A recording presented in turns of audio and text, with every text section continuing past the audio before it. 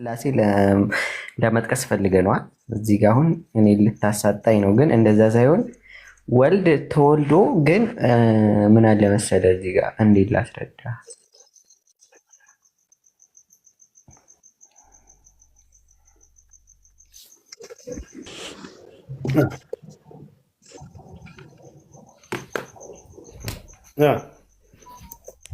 በቃ ሶስቱም አንድ ናቸው። ወልድ ነው በቃ አብ ወልድ መንፈስ ቅዱስ ሶስቱም አንድ ናቸው። አንድ ነው ወልድ ነው በቃ የተወለደውም በቃ ሶስቱም አንድ ናቸው። አዎ ሌላ ሶስቱም ተሰቅለዋል መስቀል ላይ ሶስቱም ተሰቅለዋል። አንድ ነው አብ ወልድ መንፈስ የምንላቸው ሶስት ቢሆኑም ስራቸው አንድ ነው። ሶስቱም አንድ አካል ናቸው። እንዴ ሶስቱም አንድ አካል ከሆኑ የአንድ አካል መስቀል ላይ ተሰቅሏል አይደለ? አዎ በቃ ተሰቅሏል። ወልድ ነው። አዎ ያልተሰቀለ ሌላ አምላክ አለ? የለም። ሌላ አምላክ ማለት አለ። እሺ አብ አምላክ ነው አይደለም? እሱ አልተሰቀለም አይደል? አብ እኮ ማለት ወልድ እኮ ነው። ምን ሆነህ ነው? እሱ አብ ማለት እኮ ወልድ ነው። አብ ማለት ትርጉሙ ምን ማለት ነው? ይኸው ወልድ ማለት በእመቤታችን ቅድስት ድንግል ማርያም የተጸነሰው ነው አይደለ? የተወለደው። ከዛ መንፈስ ማለት ደግሞ በመንፈስ አብሮን ያለ ነው። ከዛ አብ ማለት ደግሞ አብ ማለት በቃ የአብና የወልድ ዋና አካል ማለት ነው።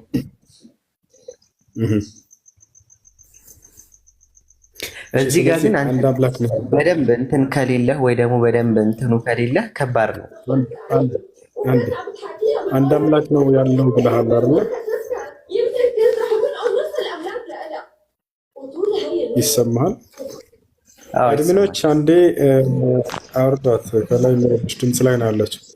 እሺ የአንድ አምላክ መስቀል ላይ ተሰቅሏል ካልክ ከተሰቀለው አምላክ ውጭ ደግሞ ሌላ አምላክ የለም ካልክ የለም ሌላ አምላክ አይደለ ወይንስ ሌላ አምላክ አለ ያልተሰቀለ?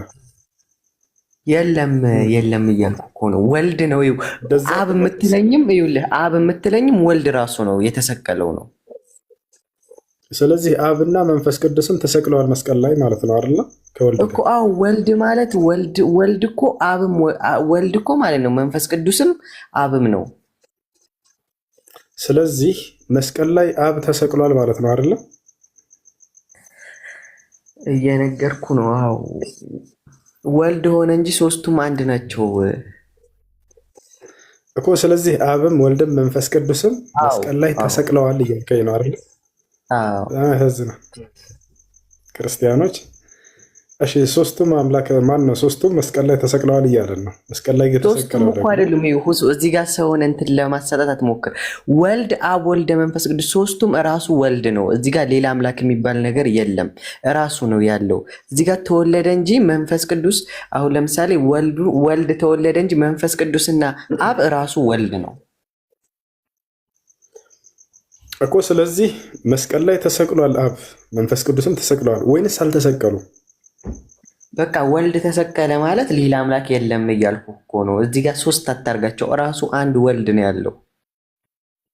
እሺ አብ ተሰቅሏል አልተሰቀለም መስቀል ላይ? አብ ማለት ወልድ ነው ተሰቅሏል እያልኩ እኮ ነው።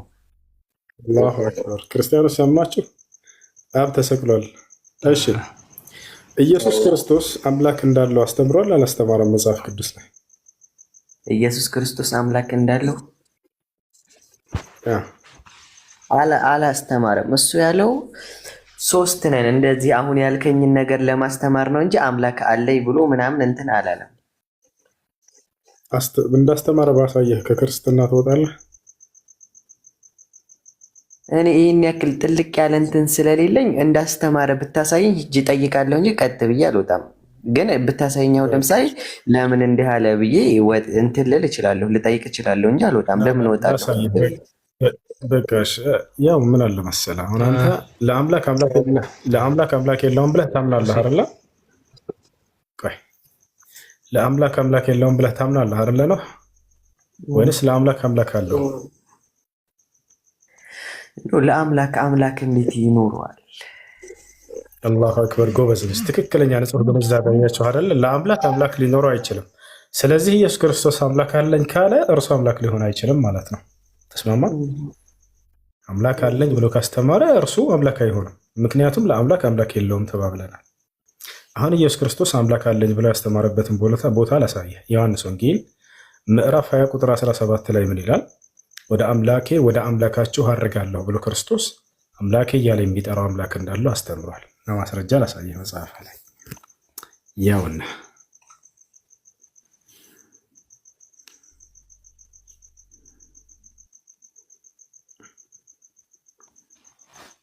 ምን ይላል?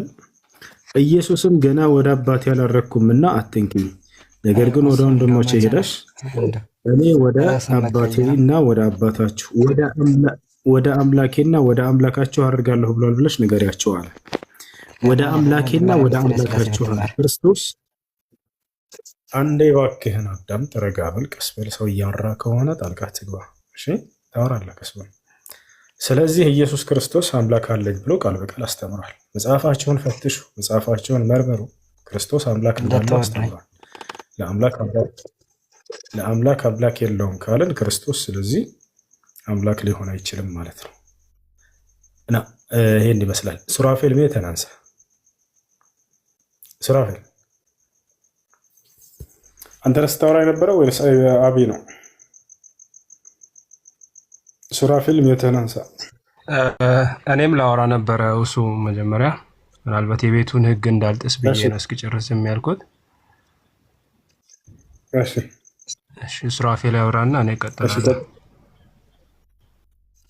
እሺ ቀጥሉ። እሺ ሱራፌል ሀሳብህን ቀጥል።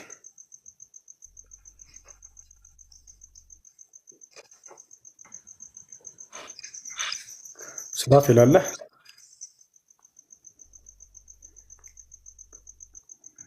እሺ አቤ ቀጥል። እሺ ኦኬ ሱራፌል የምታወራ ከሆነ አውራና ከዛ እኔ ልቀጥል። ይቅርታ አለ ወይም ላውራ። ታወራለህ? እሱ እሺ ወደ አምላኬ ወደ አምላካችሁ ሲል ምን ለማለት ፈልጎ ነው? እሱ አምላኬ ሲል አምላክ እንዳለው እያስተማረ ነው ኢየሱስ ክርስቶስ። እንደዛ ነው የምትረዳው? መረዳት ሳይሆን ቃል በቃል የተቀመጠው ቃል እሱ ነው። አምላኬ እያለ ወደ አምላኬ አድርጋለሁ ብሎ አምላክ እንዳለው ተናገረ። በእናንተ ፍቺ እንኳን ራሱ ሁለተኛ አንደኛ ፍቺ ነገር አለ አይደለ? እንደዛ የምንለው ነገር የለም። ስለዚህ አንዴ አምላኬ የሚለው ክርስቶስ ማለት ነው። መጀመሪያ ወልድ ሲመጣ ለምንድን መጣ የሚለውን ነገር መገንዘብ አለበት። አምላኬ የሚለው ማንን ነው? እዚህ ጋር ኢየሱስ ክርስቶስ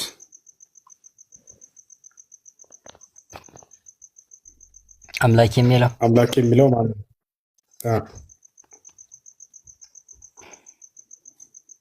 አምላኬ የሚለው ማንን ነው? ብዙ ትንታኔ ያለው ግን ማለት አንደኛውን ትንታኔ ስነግርህ ለእኛ ብነት ሊሆነን ነው እንደዛ ያለው። ጥያቄው ለምን አለ ሳይሆን ማንን ነው ያለው ነው። ለምን አለ ብለህ አሁን ሊያስተምረን ነው ብለህ ትሄዳለህ። ችግር የለም። ተረዳኸኝ? ማንን ነው ነው አምላኬ የሚለው ማንን ነው? ወደ ማን ነው የሚያርገው? አምላኬ ወደ አምላኬ አድርጋለሁ አለ። ወዴት ነው? ወደ ማን ነው የሚያርገው? ማንን ነው አምላኬ እያለ እየጠራ ማንን ያለው ሳይሆን እናንተ በምትጸልዩበት ጊዜ እንደዚህ ብላችሁ ጸልዩ። ኔትወርክ ትክክል አይመስለኝም። አቤት ቀጥል ካለ አሁን ስለ ጸሎት እያወራ አይደል? ኔትወርክም የምትሰጥበት ቆይ አንዴ ሙት አድርግ ሱራፌል። እግዚአብሔር ወልድ ወደ ምድር ሲመጣ አንደኛው ዓላማው ለማዳን ሆኖ ሳለ ሁለተኛ ደግሞ ስርዓትንም ለማስተማር ነው የመጣው። ከተረዳኸኝ? ለምን መጣ አይደለም ጥያቄው፣ ማንን ነው ጥያቄው። ማንነትና ምንነት ተረዱ እንጂ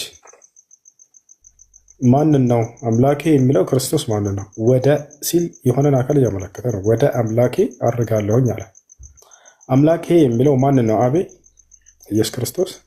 ኦኬ አንዴ ሙት አድርጉና ቴንክ ዩ ስለሰጠኝ እድል መጀመሪያ አመሰግናለሁ። እዚህ ውስጥ ያላችሁ ክርስቲያኖችም የእስልምና እምነት ተከታዮችም አንድ ነገር እንድትሰሙ ይፈልጋለሁ። አንተም ወንድማችን ሙሱ ቅድም እፎይ ቤት ነበርኩኝ። አንድ የታዘብኩት ነገር አለ። ከዛ በኋላ ሐሳቤን እንቀጥላለሁ። አምላኬ የሚለው ማንን ነው? ያ አስረዳለሁ። የሚለው ማንን ነው? ቆይ እሱን አስረዳለሁ። ስማኝ። አሁን እኔ አምላኬ የሚለው ማንን ነው? ሄሎ አምላኬ የሚለው ማንን ነው? አምላኬ ያለውን ቦታ ልንገርህ። አምላኬ ያለውን ልንገርህ። አታስወጡኝና በትክክል ሐሳቤን ላውራ። እዛ ቦታ ላይ መጽሐፍ ቅዱስ ሲፈታ አብን ነው አምላኬ ያለው። አላሁ አክበር። ሱራፊል ትስማማለህ? አብን ነው አምላኬ ያለው አለ።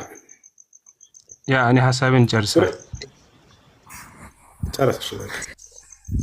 ኦኬ ቴንክ ዩ። ኢየሱስ አምላኬ አለው። ስማኝማ ያለው ለማን ነው የሚለው? አብን ነው ወደ አምላክ ያለው።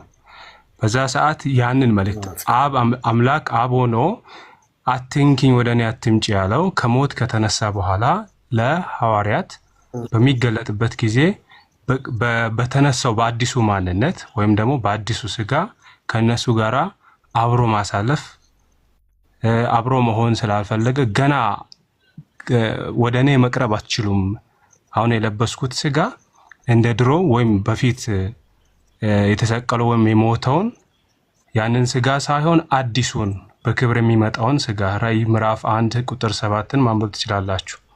በክብር የሚመጣውን ያንን ስጋ ነው የለበስኩት በማለት ነው አርጋለሁ ያለው። ይህም ደግሞ ትንቢት ይፈጸም ዘንድ ነው ያንን ያለው። መጽሐፍ ቅዱስ ሲተረገም አንዳንድ ጥቅስ ወጥቶ አይደለም የሚታየው። ኮንቴክስቱን ማየት መቻል አለብን። አውዱ ለማን ነው? እንዴት ነው? ከምን ተነስቶ ነው? ምን ለማለት ፈልጎ ነው የሚለውን ሙሉ ምዕራፍ አንብባችሁ ሙሉን ሐሳብ ከተረዳችሁ በኋላ ብትተቹ ጥሩ ነው። ያ ካልሆነ ግን ጥቅስ እያወጣን ከሆነ እኛም መጥፋት ሌሎችንም ማጥፋት ጥሩ አይደለም እና ብዙ ተንሸራሽሯል ሐሳብ። ላወራ ፈለኩት ባንተና አሁንም በዛ ቀደም ኮሜንቶችም ላይ ያየው ነበር። አንደኛ ሐሳብ ሰው እንዲህ ይቅርታ እሱ አንድ ደቂቃ ሰላም መልሱን ከመለስክ በኋላ በቃ ማስቆም እችል ነበር፣ ግን እንደው ላክብረህ ብዬ ነው ጸጥ ብዬ ዝም ብዬ ሰማሁ ያልተጠይቀውን ስታወራ። አሁን ደግሞ እንደው ሐሳብ ነው ይቅርታ አድርግልኝ አካሄዱን አንድ ሐሳቡን ተወውና ከኔ ጋር ተወያይ። ጥያቄ ካለ በእስልምና ላይ መጠየቅ ትችላለህ። ደስ ያለ መጠየቅ ትችላለህ። ትፈልጋለህ? እድል ስጠህ። በክርስትና ላይ ጠይቅ። እኔ በእስልምና አሁን ስለ እስላም ብዙ አላቅም፣ ከአንተ በላይ አላቅም። ባይዘው ስለ ክርስትና አንተ ማስተማር አትችልም፣ ስለ እስልምና ደግሞ እኔ ማስተማር አልችልም። ስለ እስልምና አንተ ነህ ማስተማር ያለብህ። ስለ ክርስትና የጠየቀኝ ጥያቄ ካለ መልስ እሰጣለሁ። ቅድም ኖህን ስጠይቅ እንደነበር እኔ የቻልኩትን መልሳለሁ። ግን ስለ እኔ መጽሐፍ አንተ ልታቅም እሺ ጠይቄ። ስንት አምላክ ነው የምታመልከው አንተ? እኔ አንድ አምላክ ነው ማምነው። የአንድ አምላክ ማን ይባላል? አንድ አምላክ እግዚአብሔር ይባላል። የእስራኤል አምላክ እግዚአብሔር አብ ወይንስ ወልድ ወይንስ መንፈስ ቅዱስ ወይንስ ሶስቱ? አንዱ እግዚአብሔር በተለያየ መንገድ ተገልጧል። ከተገለጠው መንገድ አንዱ ወልድ ይባላል። ሌላ ደግሞ በመንፈስ ቅዱስ ተገልጧል። አንዱ እግዚአብሔር ወልድ ብቻ ነው? ሌላ አምላክ የለም ወይንስ እሱም አምላክ ነው? አንዱ አምላክ በተለያየ መንገድ ተገልጧል። መንፈስ ቅዱስ እንላለን፣ ወልድ እንላለን። አንዱ አምላክ የተገለጠበት መንገድ ነው እንጂ ሶስት አምላክ የለንም። አንድ ነው የምናመልከው። እሺ፣ አብ አምላክ ነው? የስ። ወልድ አምላክ ነው? አዎ። መንፈስ ቅዱስ አምላክ ነው? ያ። ስንት ናቸው እነዚህ? ሶስት አካል አንድ መለኮት። እነዚህ ሶስቱ አካሎቹ አምላክ ናቸው ወይንስ አይደሉም? ስለ መለኮት እሺ፣ አንድ መለኮት አለ፣ ግን ሶስቶቹ አምላክ ናቸው አይደሉም? ኦኬ፣ አንድ አምላክ በሶስት መንገድ ነው የተገለጠልን። እሱ ሳይሆን ጥያቄ ሶስቱም አምላክ ናቸው አይደሉም? ሶስቱም አትበላ የተገለጠበት ዋናው ለምሳሌ አንድ ነገር በሶስት መንገድ ሲታይ እንዴት ነው አሁን ሶስት ሶስት ናቸው? ቅድም ሶስት ናቸው አላልከኝም እንዴ? yes ያ የተገለጠበትን በደንብ ላብራራ። ጥያቄ እኔ የምጠይቀውን እንድትመልስ ነው። ሶስቱም አምላክ ናቸው ወይንስ አይደሉም? ሶስቱ ሳይሆን አንዱ አምላክ በሶስት መንገድ ተገልጦልናል ነው የኛ እምነት። እሱን ደግሞ በደንብ አብራራለሁ። እኔ ያልጠየቅኩህን ራስህን ጠይቀህ አትመልስም። እኔ የምጠይቀውን መልስ። ሶስቱም አምላክ ናቸው ወይንስ አይደሉም? ሶስት አካል እንጂ ሶስት አምላክ የለንም ነው እያልኩ ያለሁት። ስለዚህ እነዚህ አካሎች አምላክ አይደሉም ማለት ነው። አብ ወልድ መንፈስ ቅዱስ ነው። በሶስቱም አቅጣጫ የተገለጠው አንዱ አምላክ ነው። አንድ ነው አምላካችን፣ ግን በሶስት መንገድ አምላክ ናቸው። ጥያቄ ሶስቱም አምላክ ናቸው ወይንስ አይደሉም? አምላክ ናቸው፣ ግን ሶስቱ አይደለም። በሶስቱም አቅጣጫ የተገለጠ አንድ አምላክ ነው ነው። ይሄ አሁን እኮ ይኸውልህ እንደዚህ ተብሎ እንትን ስለተባለ ወይም ክርስትናን ሐሰት ለማድረግ መሞከር አይደለም ነው። እኔ አሁን እየነገርኩ ያለሁት ነገር እድል ስጠኝና እንዴት እንደሆነ ላስረዳ። እድል ስጠኝና ላስረዳ። እድል ማሰጥ ከሆነ ጥያቄ መጠየቅ ወይም ደግሞ እኔ የተማርኩትን እውነት ማስረዳት እንድችል ወይም እንዲያስተምር እድል ካልሰጠህ ዝም ብሎ መስቀላዊ ጥያቄ እየጠየቁ ሙት ማድረግ ጀጅ ማድረግ እንትን አይነርም። ማን ሚውት አደረገ? በስነ ስርዓት እየጠየቅ ነው እየተጠየቅከው እየመለስክ ነው። እሺ አሁን ጊዜ ስጠኝና ላስረዳ። እሺ አንዴ ከሶስቱ ስላሴዎች አንዱን ብቻ ነጥዬ አንድ አምላክ ብቻ ነው ከእርሱ ውጭ ሌላ አምላክ የለም ማለት ትችላለህ? አትችልም?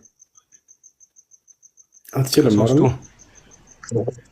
ከሶስቱ አንዱን መርጥና ይሄ ብቻ አምላክ ነው። ለምሳሌ ወልድ ብቻ አምላክ ነው፣ ከወልድ ውጭ ሌላ ማንም አምላክ የለም ማለት ትችላለህ? አትችልም? አትችሉም? አንችልም ይላል። አሁን መልሱን ጠብቁት። መልስ አልገባኝም ጥያቄ።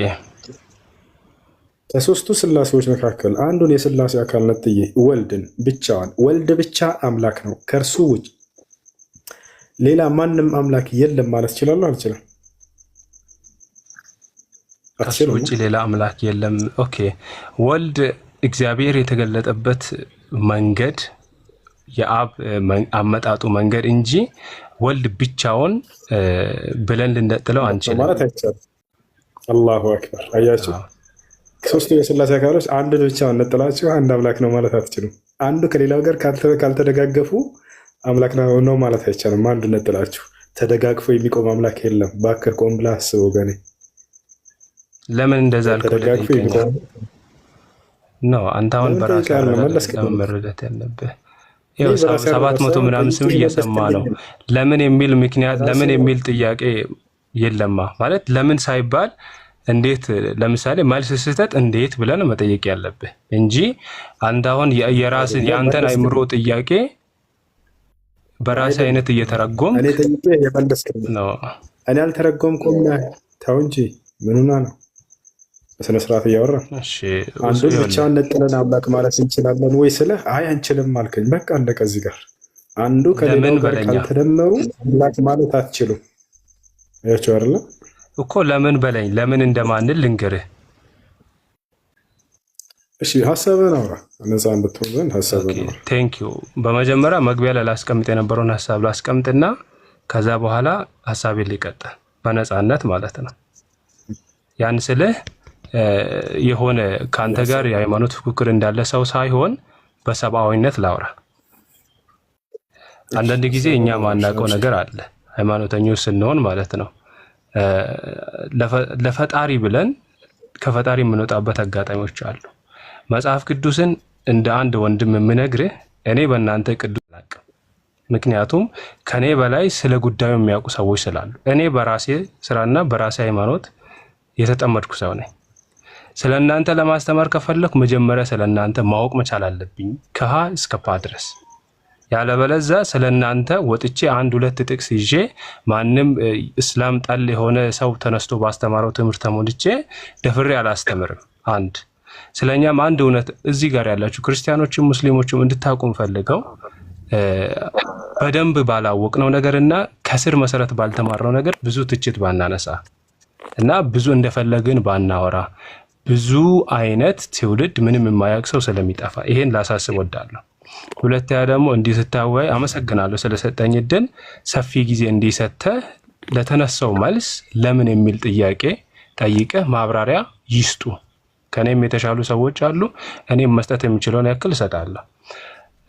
ከዛ በመቀጠል ግን እዛም እዚህም መጥተው ብዙ ሰዎች እየዋዠቁ ያሉ ሰዎች ገጥሞኝ ያውቃለሁ። የእውነት ትውልድ እንድድን የእውነት ሰው ወደ እውነተኛ ወደ ፈጣሪ አንድ ፈጣሪ ወዳለው መንገድ እንዲመጣ ፍላጎታችን ከሆነ እዚህ ውስጥ ያለን ሰዎችም እዛ ቤትም ሂደን የምናሽቀብ ሰዎች ያ ከሆነ ፍላጎታችን ተረጋግተን ስለ ሙስሊም ጥያቄ ያለን ሰዎች ከሙስሊም አስተማሪዎች መማር፣ ስለ ክርስቲያን ጥያቄ ያለን ሰዎች ከክርስቲያን አስተማሪዎች መማር፣ ይሄ ነው ውጤታማ የሚያደርገው። ይሄን ሐሳብ ሰጥቼ ነው ማለፍ የምፈልገው።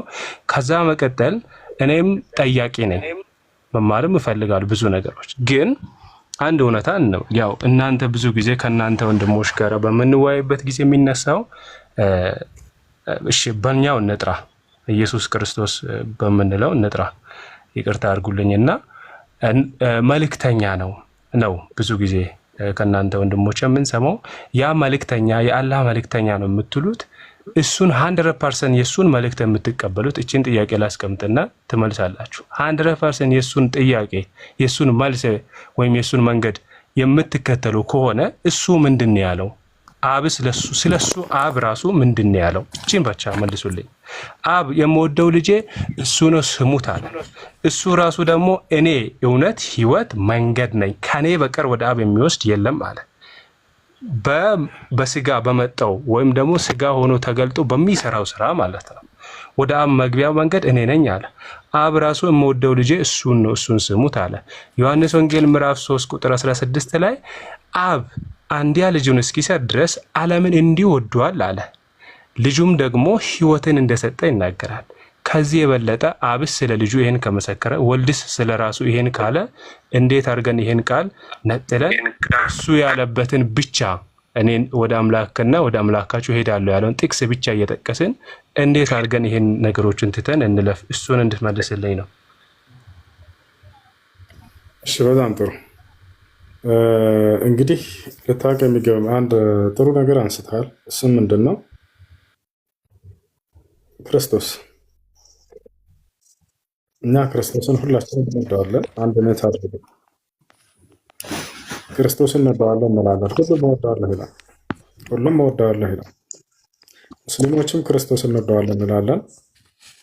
ክርስቲያኖችም ልክ እንዲሁ ክርስቶስን እንወደዋለን እንላለን። ገብታችኋል አይደል? መሲሁ ዒሳ ዓለይሂ ሰላም ወይም ኢየሱስ ክርስቶስ በጣም የምንወደው የምናከብረው አምላክ አላህ ሱብሓነሁ ወተዓላ ተአምራዊ በሆነ መንገድ ያስገኘው ከጻድቋ ከማርያም ያለ ወንድ ዘር ፈሳሽ ከእርሷ ያስገኘው መልካም የእርሱ መልእክተኛና ነቢይ ናቸው። አሁን ያነሳው ጥቅስ ምንድን ነው? የምወደው አንድ ልጄ ይህ ነው ስሙት ብሏል እርሱ። ለምንድን ነው የማንሰማው ነው? ልክ እንደ ኢየሱስ ክርስቶስ ያለነሳውን ጥቅስ ላንሳለህ። መጽሐፍ ቅዱስ ላይ ብሏል፣ ብትወዱኝስ ትእዛዜን ትጠብቃላችሁ ብሏል። ስለዚህ የክርስቶስ የውዴታ መገለጫ ምንድን ነው? ትእዛዙን መከተል ነው። ገብቶሃል አይደለ? ለመሆኑ ክርስቶስ ያስተማረውን ትምህርት ታዲያ የምንከተለው እኛ ሙስሊሞች ነን ወይንስ ክርስቲያኖች ናቸው ወደሚለው እንምጣ።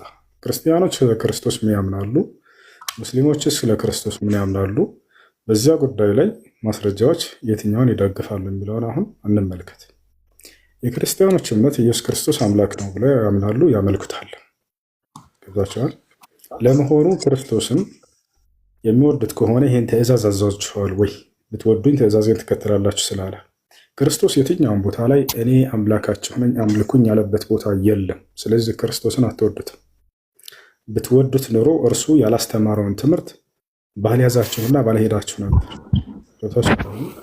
እርሱ የትኛውን ቦታ ላይ ክርስቶስ እኔ አምላካችሁ ነኝ አምልኩኝ ብሎ አምልኮን የፈለገበት ቦታ የለም።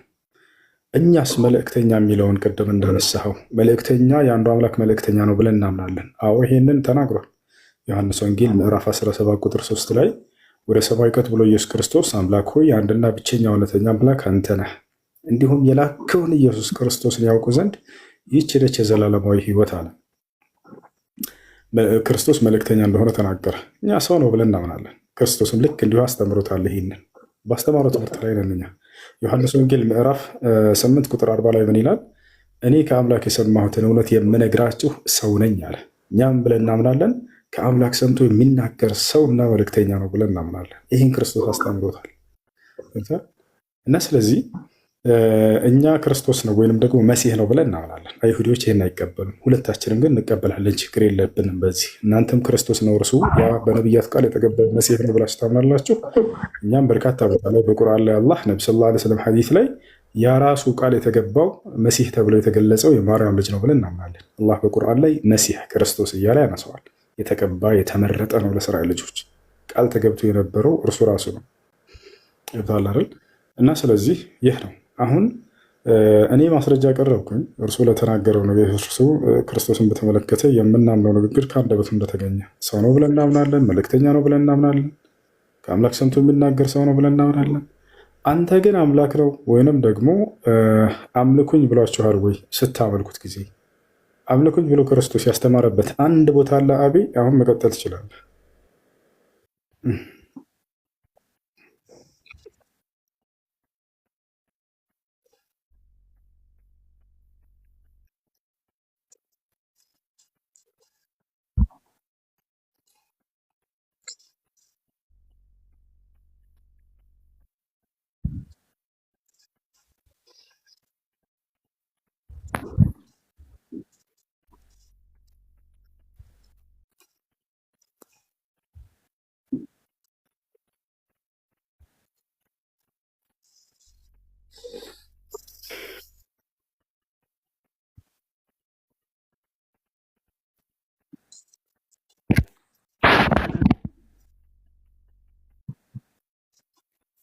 አውቃለሁ።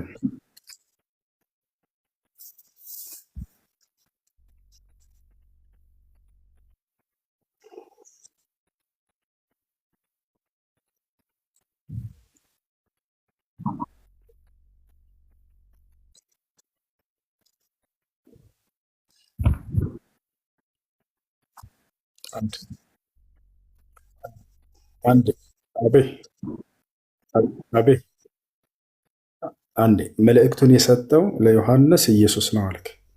ለኢየሱስ ማን ነው የሰጠ ያንን መልእክት?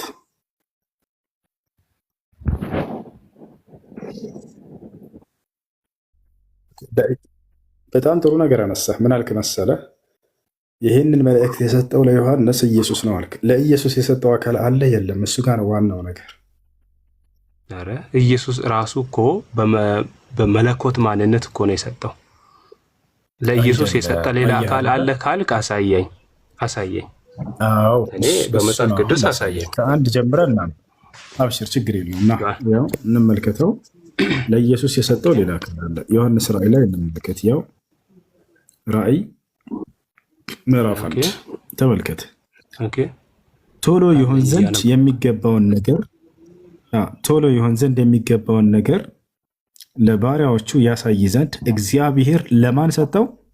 ለኢየሱስ አይደለ? ኦኬ ቀጥል። አይዋ ለኢየሱስ ክርስቶስ የሰጠው በእርሱም የተገለጠው ይህ ነው። ኢየሱስም በመልአኩ ልኮ ለባሪያው ለዮሐንስ አመለከተ ይላል። አይደለ? ለኢየሱስ የሰጠው ይሄን መልእክት ማን ነው? እግዚአብሔር ነው አይደለ?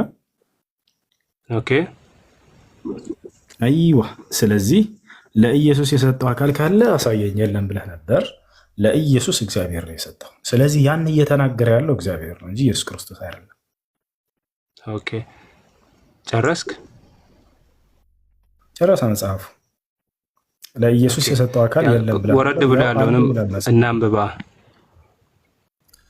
አሁን ተረዳህ? ለጠየቀው ጥያቄ መልስ አገኘህ። ለኢየሱስ የሰጠው የለም ብለህ ለቀደም የሰጠው አካል አለ አይደለ? ለኢየሱስ ክርስቶስ ይህን ቃል ይህን መልእክት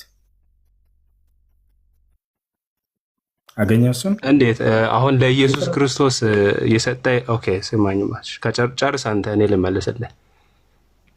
ከታች ያለውን ጥያቄውን መልስ። ለኢየሱስ የሰጠው የለም ብለህ ነበር አይደለ? አሁን ግን እግዚአብሔር ለኢየሱስ ሰጠው ይላል አይደለ? ቃሉ ላይ ኦኬ። አሁን ለምሳሌ ጨርሳል ጥያቄውን፣ እኔ ልቀጥላ። ይላል አይልም? ለኢየሱስ የሰጠው አካል እንዳለ ይናገራል አይናገርም ነው? ኦኬ ተናገረ። በጣም ጥሩ። አሁን መቀጠል ትችላለህ። ስለዚህ ለኢየሱስ የሰጠው ቴንክ ዩ ነበር፣ ያው እንዳለና እንደተናገረ መስክራ ቀጥል። ኦኬ 8 ቁጥር ላይ እንምጣ። እሱን 8 ቁጥር ላይ ስለ ኢየሱስ አምላክነት ነው የተናገርከው። ኢየሱስ ራሱ እሺ ከአምላክ ተቀበለን ብልና ታዲያ ያለውና የነበረው የሚመጣው ብለን የምንቀበለው ወልድ ማለት ነው። ያውም በፊት የመጣው ሊዋረድ ወይም ደግሞ ከኛ አንሶ የባሪያን መልክ ይዞ ነው። አሁን ግን አምላክ ሆኖ በንግስና ወይም ደግሞ አልፋና ኦሜጋ ሆኖ፣ አልፋና ኦሜጋ ማለት አማርኛው መጨረሻው መጀመሪያውም የሌለ ማለት ነው። ይሄ ከአብ ጋር እንዳለ የሚያሳይ ነው። ታዲያ ምንድነው የሚለው? ሁሉንም የሚገዛ ጌታ አምላክ አልፋና ኦሜጋ እኔ ነኝ ይላል። ኢየሱስ ነው እንደዛ ያለው። አሁን ለኢየሱስ የሰጠው ያለው ቦታ ቁጥር 1 ላይ ማን ነው? እሺ የሚመጣው ኦኬ እስከላይ ኢየሱስ ነው። እሺ እሱ ያለና የነበር የተባለው ነው። እዛ ጋር እየተናገረ ያለው ያለና የነበር የተባለው እኮ ማን ነው? አብ ነው። ኦኬ ልጨርሳሽ፣ አንተ እስክጨርስ ዝም አልኩ። አሁን እዛ ጋር በዛን ኮንቴክስት ላይ በነበሩት የዚህን መልእክት ተደራሲያን ዮሐንስ ሲጽፍ እነሱ የሚያውቁት ኢየሱስ ክርስቶስ በዚህ ምድር ላይ በነበረ ጊዜ ያሳለፈውን የስጋ አገልግሎቱን ወይም ደግሞ በዚህ ምድር ላይ በነበረ ጊዜ ያሳለፈውን አገልግሎቱን ያውቁት ነበር። ያንን አገልግሎት እነዚህ ሰዎች እንዲቀበሉት ዮሐንስ ከእግዚአብሔር ቀጥታ፣ ምክንያቱም ብዙ ሐሰተኛ አስተማሪዎች ገብተው ነበር፣ ምክንያቱም ብዙ ትምህርቶች ገብተው ነበር። ይሄ የተቀበልነው ትምህርት ከሱ ቀጥታ ነው ለማለት ፈልጎ ነው ከእግዚአብሔር ነው ብሎ የጠቀሰው እንጂ እግዚአብሔርን ከኢየሱስ አስበልጦ ኢየሱስን ከእግዚአብሔር አሳንሶ አይደለም። ለዛም ነው ምንድን ያለው ቁጥር 9ንም ጭምር ማንበብ እንችላለን። ቆይ ኮንቴክስቱን እኮ ነው እየነገርኩህ። አቤ እንደሱ ምን ማብራሪያ ከራሱ ነው ሲተረጎም። ኦኬ እነዚህ ሰዎች እሺ፣ አንድ ጥያቄ ልጠይቅህ። እንደዛ የሚል ማብራሪያ ጥያቄ ልጠይቅህ። ይላል እያለ የሚናገረው የዚህ ቃል ባለቤት ኢየሱስ ነው ካልክ ይላል እያለ እየተናገረ ኢየሱስ ነው ማለት ነው። ጥያቄ ልጠይቅህ። እንደዛ የሚል ነው። አጭሩን ቃል እኮ ጊዜ እንድንጠቀምበት እኮ ነው ጥያቄ ልጠይቅ ያልኩ። ቅድም ጨርሼ ነበርኩ። ዝም ብዬ ላስኬደ ብዬ እኮ ነው። ለኢየሱስ የሰጠው ማንም የለም አለ ካልክ አሳየኝ ብለህ ነበረ። ቆይ አንዳንድ እንጂ ለኢየሱስ ቃሉን የሰጠው መልእክቱን የሰጠው አለ የለም? ቃሉ ላይ እዚሁን ጨርሰ የለም አለ። በጣም ጥሩ። አንዴ ሌላ ቦታ ላይ አለ ኢየሱስ ክርስቶስን አምላክ ነው ብሎ የተናገረበት ብለህ የምታስበው ቃል ካለ ተናገር፣ ከሌለ ወደ ቀጣይ እንድንሄድ። እሱን እሰጥሃለሁ። አንድ ጥያቄ ልጠይቅህ ብቻ እና ልጨርስ። እሺ አሁን ስለ መጽሐፍ ቅዱስ ኮንቴክስቹዋል የሆነ ፍቺ እንዳልሰጥ ከከለከልክ መጽሐፉ የተጻፈው ለማን ነው? ማን ነው ጻፊው? ይሄን ነገር ብቻ ንገረኝ። ከዛ እኔ አሁን በተማርኩት ወይም በማውቀው እንድና ጻፊ አይታወቅም። መጽሐፉ የተጻፈው መቼ ነው? ማን ነው? ለማን ነው የተጻፈው? ይሄን ብቻ ንገረኝ። አሁን እኔ የተማርኩት ትምህርት ኮንቴክስቹዋል የሆነ ፍቺ አለ። እሱን እንዳልሰጥ ከከለ እንዴት ነው የማይታወቀው? ማስረጃ ካለ አሳየና ትልቁ ላይ ላድርገህ። ኦኬ መጽሐፍ ቅዱስ የዚህ መጽሐፍ ቅዱስ ጻፊ ማን እንደሆነ አይታወቅም። መቼና ማን እንደጻፈው የት እንደተጻፈ እስኪ ያሳየን ማስረጃ። እሺ ለዚህም በቂ ምላሽ ሰጥሃለሁ። የቤተ ክርስቲያንን ታሪክ የምታውቅ ከሆነ በቤተ ክርስቲያን ታሪክ ላይ ሄደህ ማንበብ ትችላለህ፣ ስለ መጽሐፍ መረዳት። እሺ ይሄን ላንብብ። ማን እንደጻፈ ልንገር። እሺ ማን እንደጻፈ ልንገር። በቤተ ክርስቲያን ኦኬ ላንብብልህ። ከፍተህ አሳየን ማስረጃ በመጽሐፉ ላይ ማን እንደጻፈው ይሄን መጽሐፍ የተናገረበት ካለ። ኦኬ ልክፈታ። አንተ አላወቅም፣ እኔ ልክፈት። መጽሐፉ ላይ ማን እንደጻፈው የተናገረ ቁጥር 4 እና 5 እኔ አንብብ ራስህ ምን ይላል? ራእይ መጽሐፍ ቁጥር 5 እና 4 ልብ በል የጻፈውን አካል ነው የተጠየቀው። ገብቶሃል አይደለ? እኮ ገባኝ።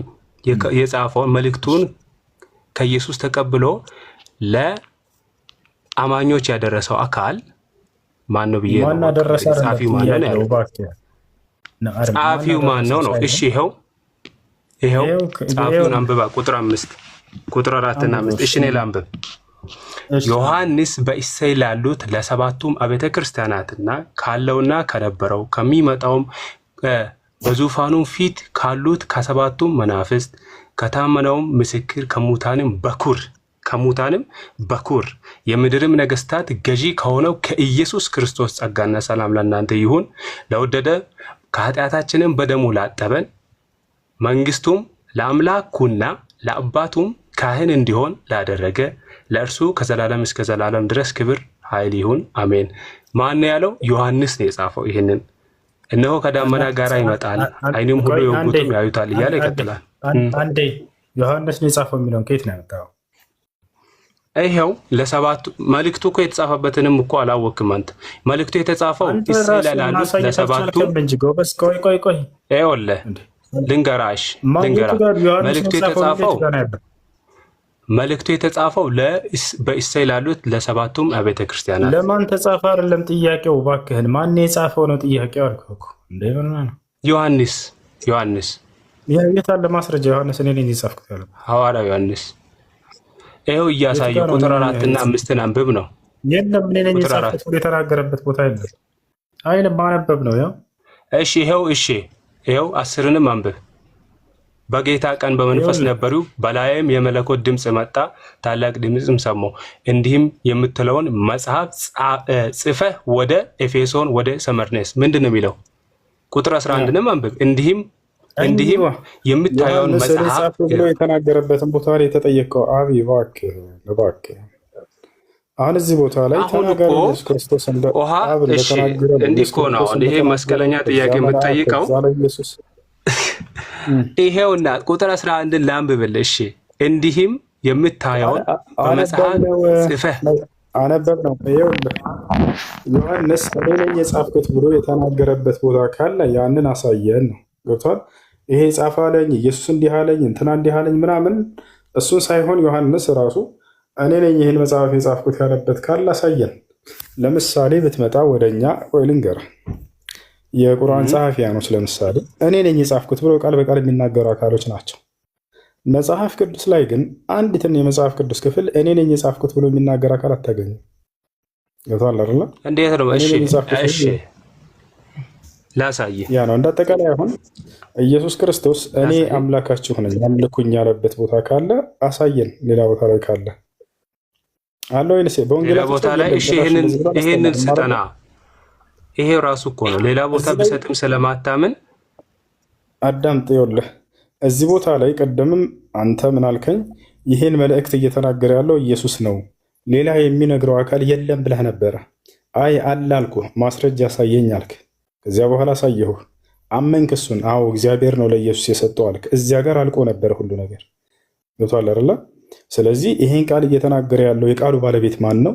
እግዚአብሔር ነው። ኢየሱስ ክርስቶስ በዚህ ላይ ድርሻው ምንድን ነው ከተባለ የቃሉ ባለቤት ሳይሆን ምስክር ነው እሱ እንጂ ሌላ አይደለም። ምስክር እንደሆነ እዚሁ ላይ ላሳየህ። ማን ነው እሱ ምስክር? ኢየሱስ። ላስነብብህ። አሁንም ቢሆን ይኸውልህ ታስነብባለህ፣ የፈለግከውን አስነብብ። ካስነበብክ በኋላ እኔ ኮንቴክስቹዋል የሆነ ትርጉም ልስጥ። ኃላፊነቱ ነው ስጄ። አሁን ቅድም ያልከው ኢየሱስ የምን ትርጉም ነው የምትሰጠን? የምን ትርጉም ነው የምትሰጠን? እንደ ጋዜጣ እኮ አነበብም። ለዚህ እኮ ነው አሁን በማታውቁት አትርጉም። የትኛውን ትርጉም ነው የምትሰጠን? ለመጨረሻ ጊዜ ሆይ ቴንክ ዩ። እኔ የተማርኩትን ትርጉም ልስጥ። መጽሐፍ ቅዱስ ከኔ በላይ ታውቃለህ? መልስልኝ። ከኔ በላይ ታውቃለህ መጽሐፍ ቅዱስ? ከአንተ አይደለም ከዲያቆኖች በላይ ያውቀዋለሁ። እኛው እንደማታውቀው በማስረጃ ልጠይቅ የምታውቀውን ነገር። ቆይ ተረጋጋ። ጠይቀኝ እኮ አስተማርኩህ እኮ። ይሄ ቃል ተረጋጋ። አስተማርከኝም። አንድ ጥቅስ ጠቅሰህ አስተማርኩ አትበለኛ እንጂ። ቆይ አስተማርኩህንም የት እንደተማርክም ንገረኝ፣ እኔም ልጠይቅህ። አቤ አዳምጥ። ተደማመጡ። ምን አልክ ቅድም? የዚህን ቃል እየተናገረ ያለው ኢየሱስ ነው ብለሃል አላልክም? ቅድም የተነሳው ኦኬ ብያለሁ። በጣም ጥሩ። ሌላ የነገረው አካል የለም ብለህ ነበር አላልክም? ብያለሁ። ለኢየሱስ ክርስቶስ አንተ ከእግዚአብሔር እንደመጣ አሳይተናል። አይዋ አያርላ እሱን ቢያንስ ይሄን አስተማርኩ ገና ከመጀመሪያ ስንገናኝ። እኔም እኮ ተቀብያለሁ፣ ግን እንዴት የሚለውን ላስረዳ ነው ያልኩ። እሺ ክርስቶስ በዚህ ላይ ድርሻው ምንድን ነው? የቃሉ ባለቤት ነው ወይንስ ምስክር ነው? በምን ላይ? በዚህ በራእይ መጽሐፍ ላይ በዚህ ጋር እየተናገረ ካለው ከላይ ከአውዱ ስንነሳ ጊዜ ከመጀመሪያው የቃሉ ባለቤት እርሱ ነው ተናጋሪው ወይንስ እርሱ ምስክር ነው? አልገባኝም። የቃሉ ባለቤት ስትል እግዚአብሔር ራሱ ስለ ኢየሱስ እኮ ነው እየመሰከረ ያለው አይደለም። ኢየሱስ ስለ እግዚአብሔር ነው እየመሰከረ ያለው። ላሳይህ። የቃሉ ባለቤት እግዚአብሔር ነው፣ ምስክሩ ደግሞ ኢየሱስ ክርስቶስ ነው። አንዴ ላይ ጀምረና አሁን ላሳይሽ ነው። በደንብ ተመልከተኝ። እኔ ዝም ብዬ እረዳለሁ። ከዛ በኋላ ለእኔም ጊዜ ትሰጠኛለህ። ጠየከኝ፣ ልመልስልህ ነው። የምን ጊዜ ነው የምሰጥህ?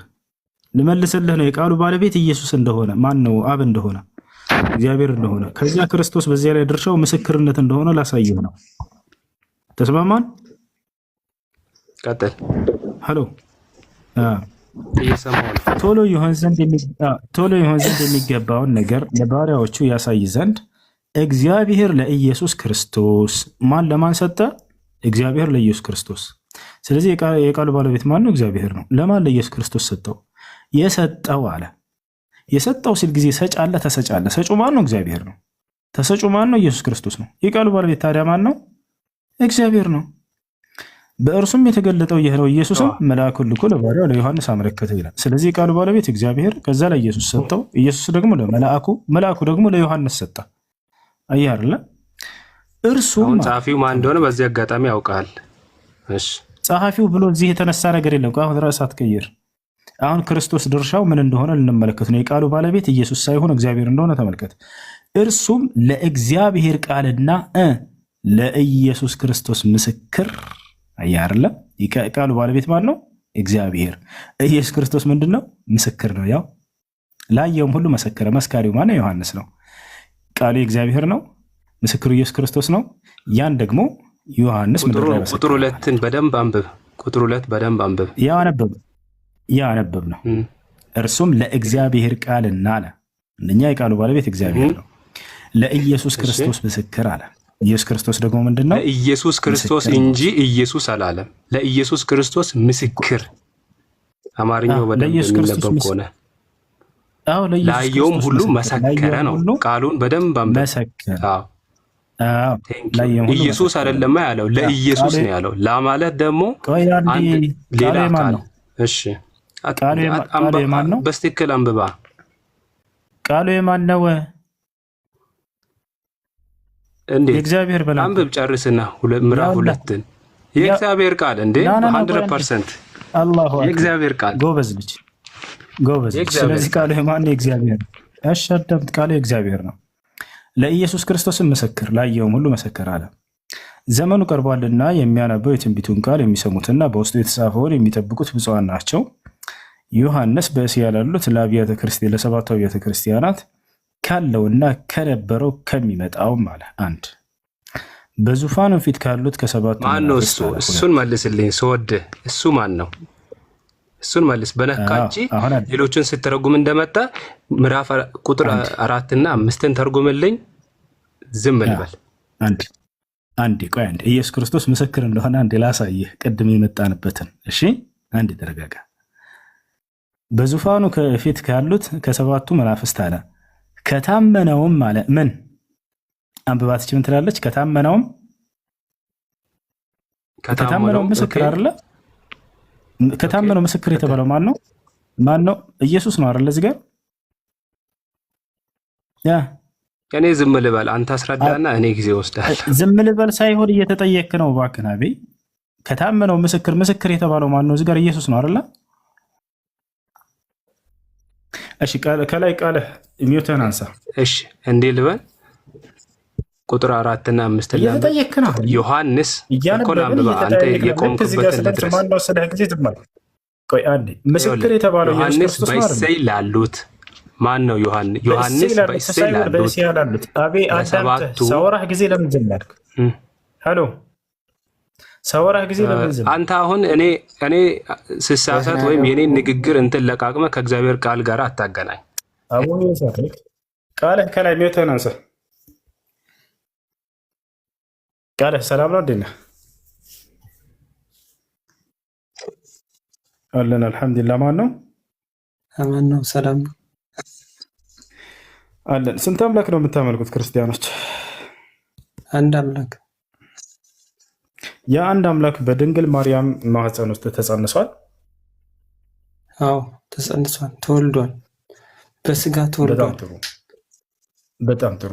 በስጋ ከተጸነሰውና ከተወለደው አምላክ ውጭ ሌላ አምላክ አለ? የለም። በጣም ጥሩ። አብ ማርያም ጸንሰዋለች አልጸነሰችውም? ይኸውልህ አሁን እሱ ጋር ስንገባ መጀመሪያ እሱ ጋር ከመግባታችን መጀመሪያ ሚስጥረ ስላሴ የሚል ትምህርት አለ። እሱን ማወቅ የለም። መጽሐፍ ቅዱስ ላይ ሚስጥረ ስላሴ የሚባል ትምህርት ካለ ማን ነው ሚስጥረ ስላሴ ብሎ ያስተማረው? የመጀመሪያው ነብይ ማን ነው? አለ። ማን ነው ስላሴ ብሎ የመጀመሪያ ያስተማረው? ይኸውልህ ምን መሰለው ወንድም፣ የመጀመሪያ እኔ እያዳመጥኩ ነበር ወልድ ምናምን እያልክ አሁን አዳምጥ። ስትመልስልህ ጊዜ ከማብራራት በፊት አንድ መልሱን መልስ። ይኸውልህ አስረዳ። በድንግል ማርያም ውስጥ ከተጸነሰው ከአንዱ አምላክ ውጭ ሌላ ያልተጸነሰ አምላክ አለ ወይንስ የለም? አለ ከሆነ በመጀመሪያ ልንገርህ፣ ከድንግል ማርያም በፊት ሳይወለድ በመጀመሪያ በድህረ ዓለም በአባቱ ቀኝ የተቀመጠ አንድ አምላክ ገዢ የሆነ አምላክ አለ። ሰማይና ምድርን የፈጠረ አምላክ አለ። ነገር ግን ቆይ በሰማይ በደንብ ላስረዳ። ከዛ ያልተጠየቀውን እኮ ነው እያወራህ ያለው። ቃል አዳምጠኝ እባክህ። ያኔን መልስና አንተ ማውራት የምትፈልገውን ጊዜ ስላለው ልክ እንደሱ አንዴ በድንግል ማርያም ማህፀን ውስጥ ከተጸነሰው አምላክ ውጭ ሌላ ያልተጸነሰ አምላክ አለ ወይንስ የለም? የለም ከሆነ የለም ብልና ቀጥል ሀሳብህን፣ ችግር የለም። ምንድን ያልከኝ ጥያቄ ሲጠይቀኝ ደገም። በድንግል ማርያም ማህፀን ውስጥ ከተጸነሰው ከአንዱ አምላክ ውጭ ሌላ ያልተጸነሰ አምላክ አለ ወይንስ የለም? አንድ አምላክ ብቻ ነው ያለን፣ እኛ የምናመልከውም አንድ አምላክ ነው። በጣም ጥሩ። የአንድ አምላክ በድንግል ማርያም ማህፀን ውስጥ ተጸንሷል ብለኸኛል። በድንግል ማርያም ማህፀን ውስጥ ከተጸነሰው አምላክ ውጭ ሌላ ያልተጸነሰ አምላክ አለ? የለም። የለም። በጣም ጥሩ። አብ አምላክ ነው አይደለም? ፈጣሪ ነው። አምላክ አይደለም እኮ። ፈጣሪ ማለት አምላክ ማለት እኮ። በጣም ጥሩ። ስለዚህ ያልተጸነሰ አምላክ አለ ማለት ነው። ከየት በምንና በየትና በየት መጀመሪያ ላስረዳህ እኮ ብያለሁ። አሁን ጥያቄውን መልስ። ያልተጸነሰ አምላክ አለ? የለም። ድህረ ዓለም ነበረ፣ ሰማይና ምድር የፈጠረ አምላክ አለ። ድንግል ማርያም በጸነሰች ጊዜ አንዱን አምላክ ድንግል ማርያም በጸነሰች ጊዜ አንዱን አምላክ ያልተጸነሰ ሌላ አምላክ አለ? የለም። ከመጸነሱ በፊት እግዚአብሔር በሰማይና ምድርን የፈጠረ አምላክ ነበረ። ከመጸነቱ በፊት ጥያቄ ነው። በተጸነሰ ጊዜ ነው ጥያቄ። ድንግል ማርያም አንዱን አምላክ በጸነሰችበት ጊዜ ያልተጸነሰ ሌላ አምላክ አለ? የለም። ይኸውልህ አንድ አምላክ ነው ያለን፣ እኛ የምናመልከው አንድ አምላክ ነው። አንድ አምላክ ተጸንሷል አይደለ? አዎ፣ በእሱ በገዛ ፍቃዱ። በጣም ጥሩ። ያልተጸነሰ ሌላ አምላክ አለ? የለም። ግልጽ ጥያቄ። ያልተጸነሰ ሌላ አምላክ አለ? የለም። ይኸውልህ አዳምጠኝ አልኩህ፣ አንድ አዳምጠኝ ነው። መጀመሪያ ሰማይና ምድርን የፈጠረ አምላክ ነበር። ደህና ነኝ አልሐምዱሊላህ። እንዴት ነሽ? አንድ ጊዜ ከዛ በኋላስ ያ አምላክ አዳም በገነት በሚኖር ጊዜ አዳምና ሔዋን በገነት በሚኖሩ ጊዜ አድርግ አታድርግ ብሎ ነፃ ፈቃድ የሰጠው አምላክ አለ፣ ሰማይና ምድርን የፈጠረ አምላክ። ነገር ግን አዳም አታድርግ የተባለውን ትእዛዝ በመጣሱ ምክንያት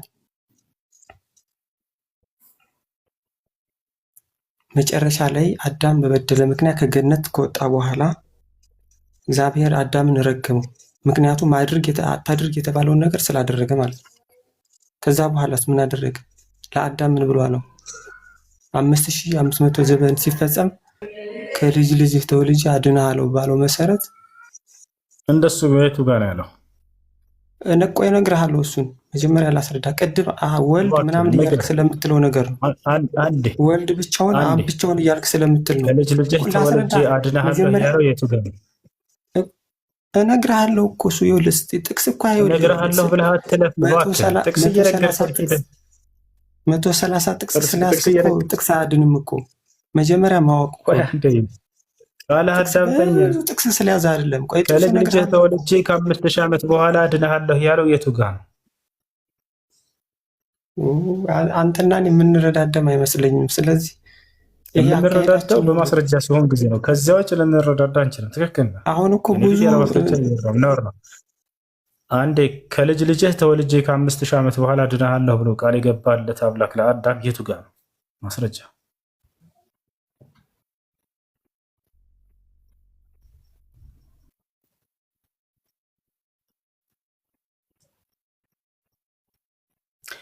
እያስረዳ ችግር የለውም ግን ማስረጃ ብቻ ነው እኔ የምጠይቀው። እሺ ምን ነበር ምን ነበረሽ?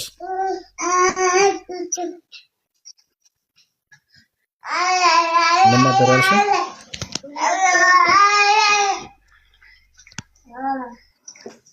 ይሰማሻል?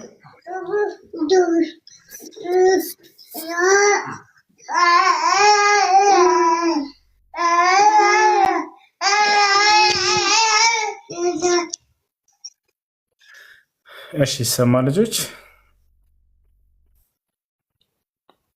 ይሰማል ወይ? አለ አዎ ይሰማል ነው። እሺ ይሰማሻል? ማነሽ ከላይ ያለሽ ልጅ ውሲ አይሰማም? አሁን ይሰማል። ቀጥይ።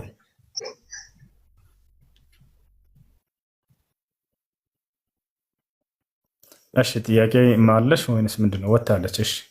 እሺ እዚህ ካላችሁት ክርስቲያን አሁን ለተናገረው ንግግር የክርስትና መሰረት ለሆነው አምላክ ለአዳም ቃል ገብቶለታል። ከ5000 ዓመት በኋላ ከልጅ ልጅህ ተወልጄ አድንሃለሁ ብሎ ቃል ገብቶለታል ብሎ የነገሯችሁ መምህሮቻችሁ ለዚህ ማስረጃ መጽሐፍ ቅዱስ ላይ አለ ወይንስ የለም?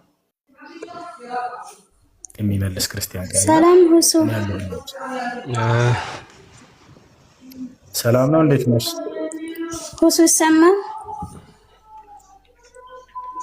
ይሰማል። እግዚአብሔር ይመስገን። እንዴት ነው? አለን አልሐምዱሊላህ። ጥያቄ መጠየቅ ይቻላል? በእናንተ በሙስሊሞች ይቻላል። ለአሁኑ ጥያቄ ግን መልስ አለሽ? ሁለት ጥያቄ ወይንስ ሁለት ጥያቄ? እሺ ጥያቄሽ ምንድን ነው? ችግር ጠይቅሽ። ጥያቄሽ ምንድን ነው?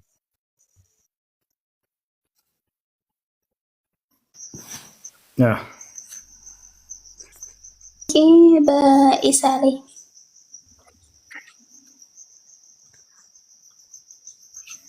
እሺ በኢሳ ላይ ጥያቄሽ ምንድን ነው? ኢሳ ፍጡር ነው ወይስ ያላህ ቃል ነው? ፍጡር ነው። ኢሳ ፍጡር ነው።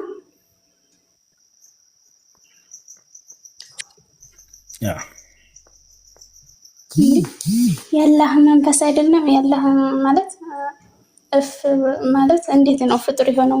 ያለ ወንድ ዘር ከሆነ የተወለደው ከመሬም እንዴት ፍጡር ሆነ? እሱን ልታስረዳኝ ትችላለህ? ያለ ወንድ ዘር መወለዱ ከፍጡርነት አያወጣም። መሲሁን ዒሳ ዓለይሂ ሰላምን አምላካችን አላህ ሱብሓነሁ ወተዓላ ተአምራዊ በሆነ መንገድ አስገኝቶታል። ላስረዳሽ ነው እሱ። እሺ ላስረዳሽ። እሱ ማርያም ጠይቃ ነበር። ማን ጠይቀችው ከተባለ መልአኩ ገብርኤልን ጠይቀችው።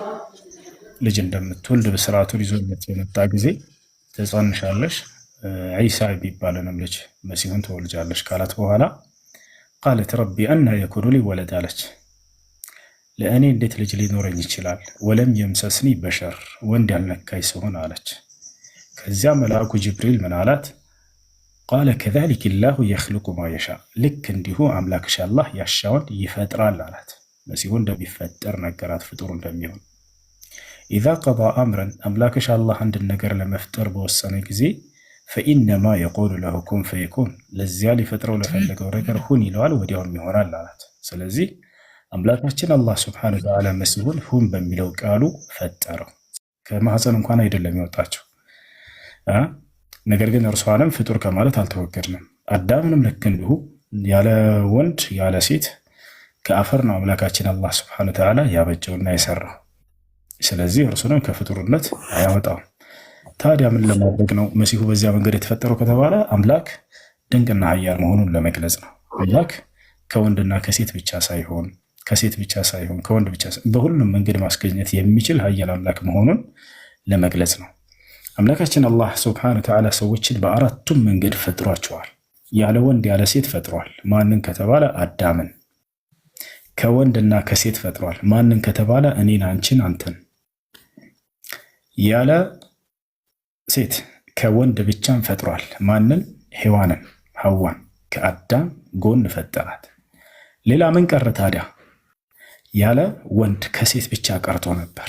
በሁሉም መንገድ ፈጥሮ አሳይቶ አምላክ አላህ ይህንንም በመሲሁ ላይ ያደረገ። ለዚህም ነው ለምንድን ነው ብላ ማርያም በጠየቀችው ጊዜ ገብርኤልን ወሊነጅዐለሁ አያ፣ አምላክሽ አላህ ተአምርን ላደርግ ዘንድ ነው ብሎሻል አላት። ያ ማለት ከሴት ብቻ መፍጠር ቀርቶ ነበር። ገብታችኋል? በሁሉም መንገድ ፈጥሮ አምላክ አላህ ሱብሓነሁ ወተዓላ አሳይቶ ያለ ወንድ ከሴት ብቻ አልፈጠረው ነበር። ይህንንም በማርያም ላይና በመሲሁ ላይ ያደረገ። ስለዚህ ሁለቱም ምንድን ናቸው? ሌላ ጥያቄ ካላት ሌላ ጥያቄ ትቻለሽ ጠይቂኝ። አንዴ ሱራ ፊልሚት አድርግ። ስለዚህ አምላካችን አላህ ሱብሓነሁ ወተዓላ ማለቴ አሁን ይሄንን ቆይ ከተብራራልኝ ይሄንን ቁርአን ላይ አሁን ለምሳሌ እንትን ይሄ ኢሳን እንደዚህ እንደተፈጠረበት እኛ አሁን ወልድ ክርስቶስ እንዴት እንደተፈጠረ ያሳየናል። የእናንተ ዓላማው ተፈጠረበት እንደዚህ ላደርግ ነው ብሎ የተጻፈ እያሳየህ ማለት በቁርአን በጥቅስ እያሳየህ ብታስረዳኝ ይገባኛል። አሁን አንተ ስታወራኝ በአንተ ነው እንጂ ቁርአን ችግር የለም ላሳየሽ።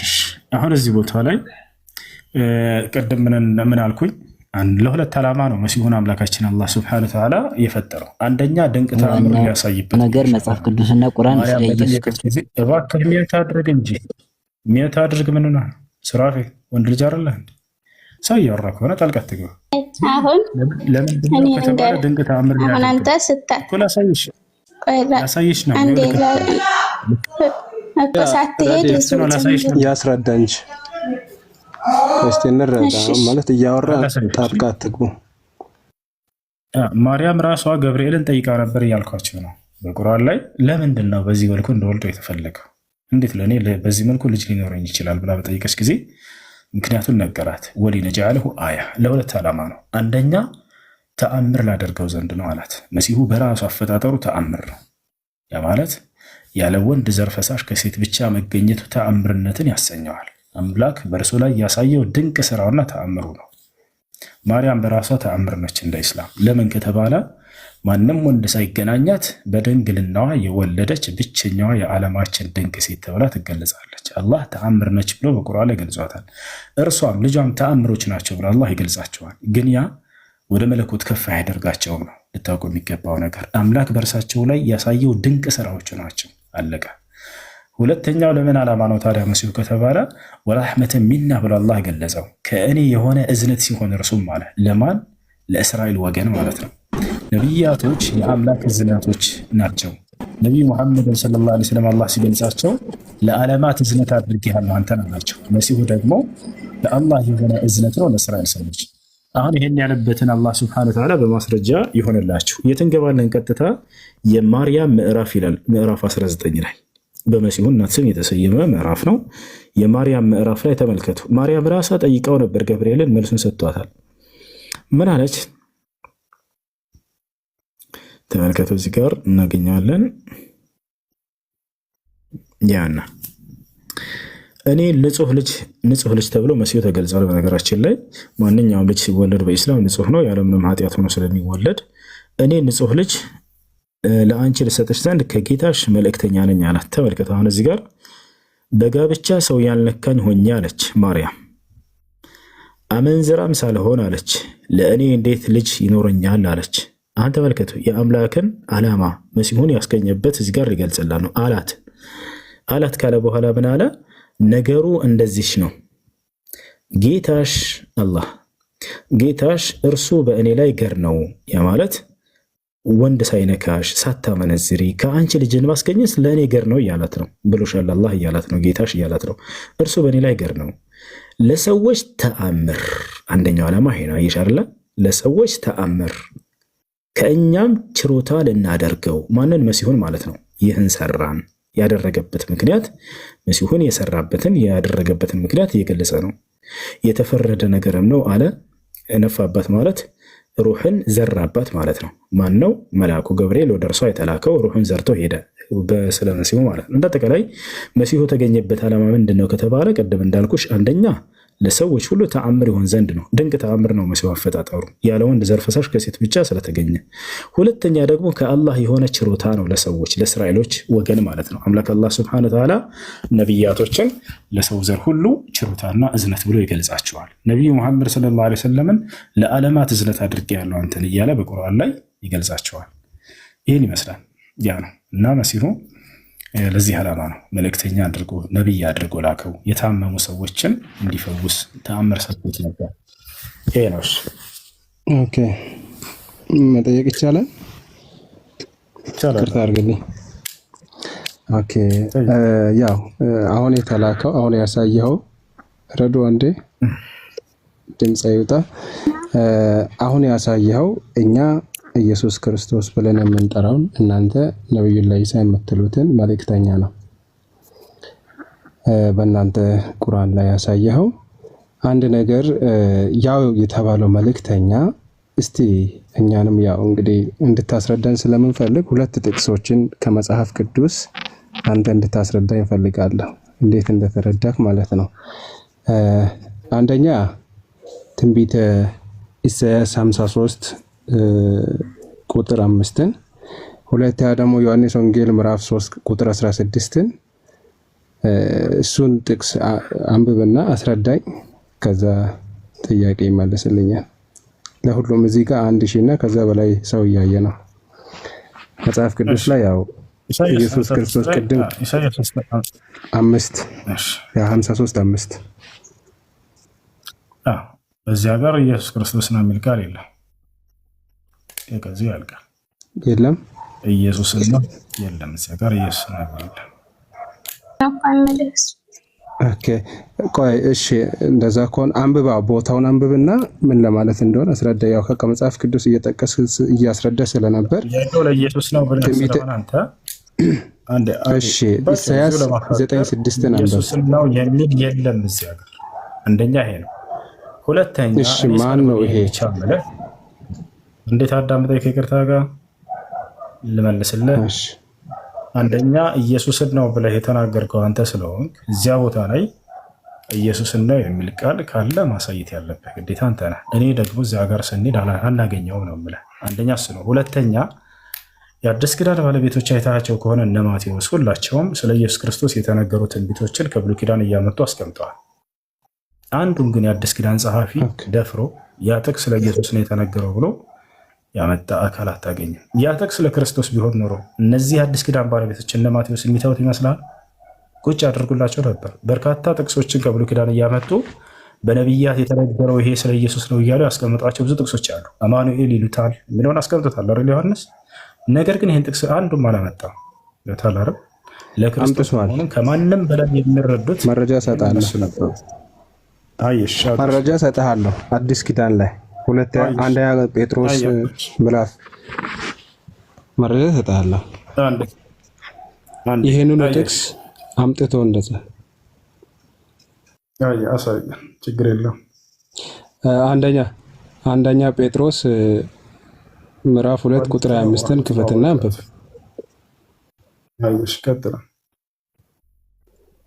ላንብብ። በመገረፉ ቁስል ተፈወሳችሁ፣ እንደ በጎች ትቅበዘበዙ ነበርና አሁን ግን ወደ ነፍሳችሁ እረኛና ጠባቂ ተመልሳችኋል ይላል። በመገረፉ ቁስል ያው ነው። ኢሳይያስ ምዕራፍ 53:5 ለሚያወራው ራሱ ጴጥሮስ ላይ ደግሞ ያው ነው ብሎ ይሳል ቀድ ያው ነው ብሎ ይሳል። ስለ ኢየሱስ የሆነውን ነገር እየተናገረ እንጂ እሱ አይተህ ከሆነ የአዲስ ኪዳን ጸሐፊዎች በነቢያት እያሉ ያስቀምጣሉ፣ ወይንም ደግሞ በሕግ መጽሐፋችሁ ላይ እያሉ ያስቀምጡታል። ገብቶሃል አይደለ? እንደዚህ ብሎ ያስቀመጠው አካል ካለ እስኪ አሳየኝ። የቱ ጋር ነው እንደዛ ብሎ ያስቀመጠው? እስቲ አሳየኝ። አሁን ለምሳሌ ለናሙናነት ያክል ላሳየሽ። ኢየሱስ ክርስቶስ ራሱ ትንቢትን ሲያመጣ በመጽሐፍ በሕጋችሁ ላይ እንዲህ ብሎ አልተጻፈም ነው። አሁን ኖ ኢየሱስን አይደለማ። ቆይ አንዴ አዳምጠኝ። እንደዛ ያመጣሉ።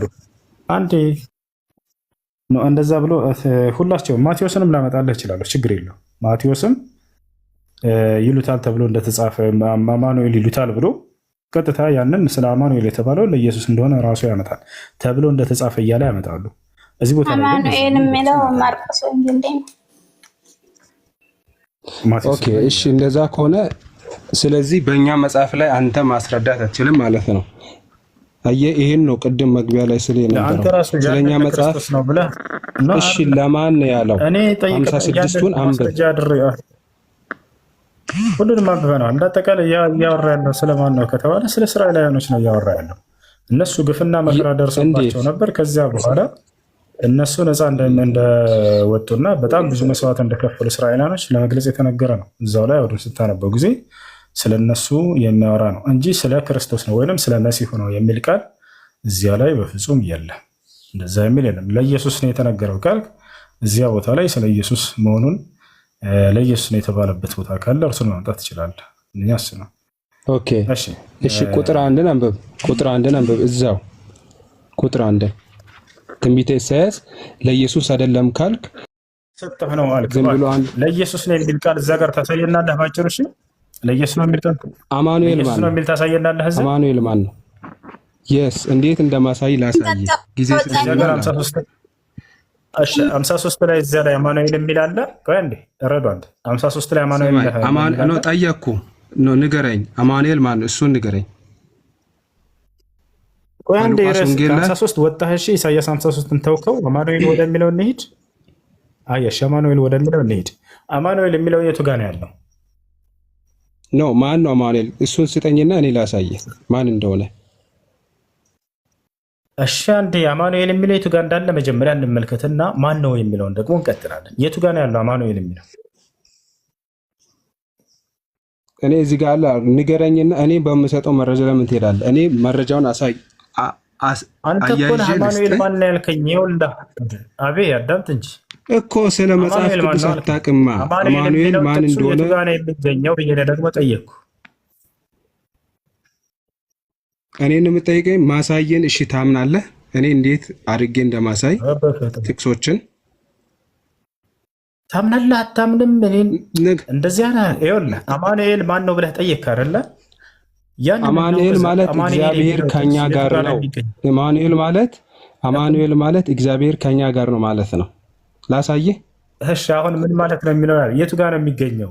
የቱ ጋር ነው የሚገኘው? ቅዱስ ገብርኤል ለስማኝማ ቅዱስ ገብርኤል ማርያም ጋር መጥቶ ስሙንም አማኑኤል ትይዋለሽ አላደን? ኦኬ እሱን ላሳየህ። ያ ጥቅስ ደግሞ ብሉይ ኪዳን ላይ እንዴት እንደተያያዘ ላሳየህ።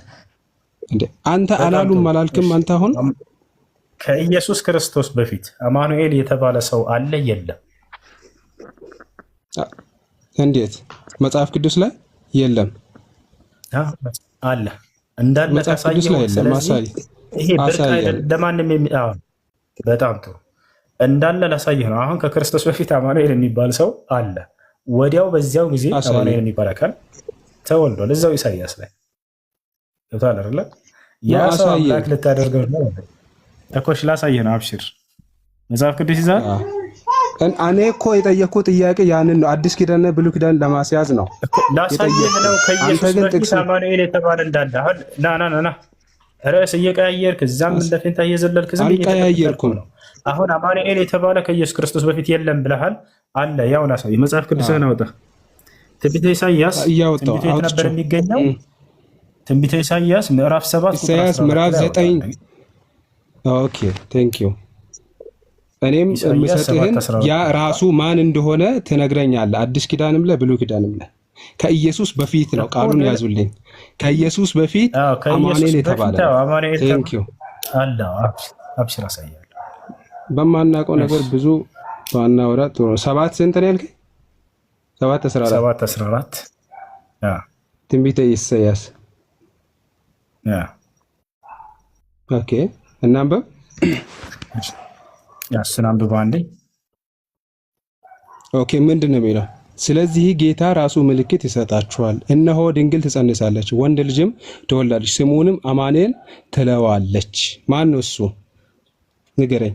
አይዋ አንድ እኮ ላሳይህ ነው። እዛው ኢሳይያስ ላይ አማኑኤል የሚባል አካል አለ የለም? እዛው ተወልዷል አልተወለደም? እሱ ነው። እሱን ንገረኝ እኮ ጠየቅኩ። እሱ ማን ነው? ሂድና ማቴዎስን አሁን ላሳይህ። ከኢየሱስ በፊት እዛው ኢሳይያስ ላይ አማኑኤል የተባለው አካል ላሳይህ። ኢሳይያስ 8:8 አንብበው። እዛው ላይ እዚያ ጋር አማኑኤል እንዳለ ታገኘዋለህ። ኢሳይያስ 8:8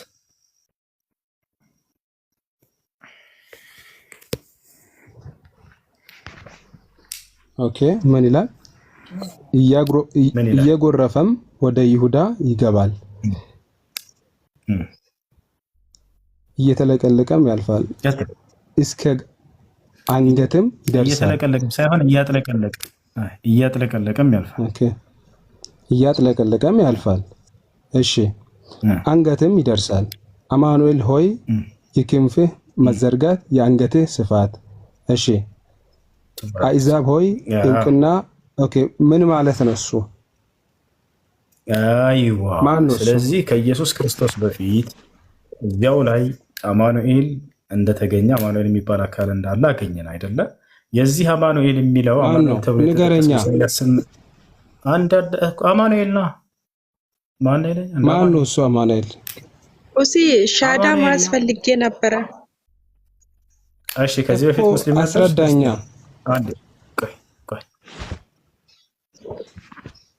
ከዚህ በፊት ሙስሊም ነበርሽ? አይ ክርስቲያን ነኝ። ማታ በራሴ ይዣለሁ ወስኜ ማለት ነው። አልነበርኩኝም ክርስቲያን ነኝ። እሺ አብረሽን ሻሃዳ ቃል በይ። አሽሃዱ ከሽ በቂ ነው። በትክክል ይዘሽ ከሆነ ግን በይ አሽሃዱ አላ ኢላሃ አሽሃዱ አላ ኢላሃ ኢላላህ አላ ኢላሃ ኢላላህ ወአሽሃዱ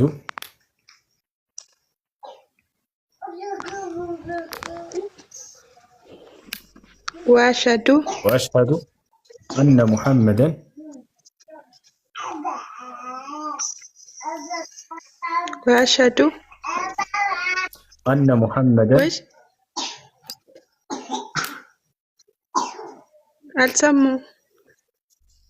أن محمدا أن محمدا سيكون أن محمدا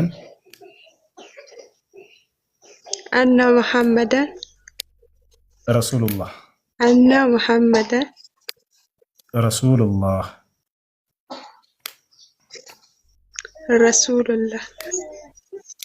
ረሱሉላህ። እሺ አላህ ሌላ አምላክ የለም ብዬ መሰክራለሁ። ሙሐመድም የአላህ መልእክተኛ ናቸው ብዬ መሰክራለሁ ማለት ነው። ስለ ሶላት አሰጋገድ ተማሪና ሶላት ስገጂ።